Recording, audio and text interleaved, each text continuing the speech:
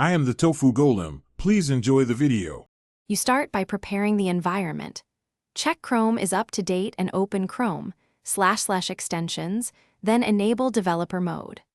Once done, fetch the Blackbox extension source and unzip it to a clear local folder so Chrome can load it.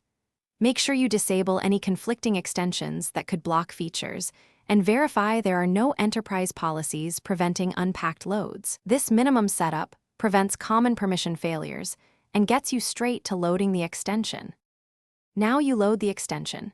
Click Load Unpacked in Chrome, / extensions, and choose the folder that contains manifest.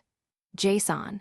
As you select it, Chrome validates the manifest. Make sure the manifest version and permission list match the source expectations so nothing is silently denied.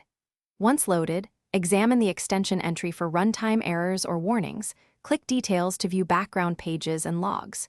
If permissions prompt, accept only the necessary ones. This prevents feature breakage while preserving security. Finish by testing Blackbox's core features and using the extension's pop-up and context menus. If you edit code, click the refresh button on the extension card to reload changes. This saves time versus repeating load unpacked. When something fails, open the background page console in DevTools to read runtime errors and stack traces. This tells you why APIs failed. If Chrome blocks unpacked extensions, inspect enterprise policies or try a clean user profile. Those two fixes resolve most persistent blocks. Thanks for watching. Consider subscribing if we helped you today.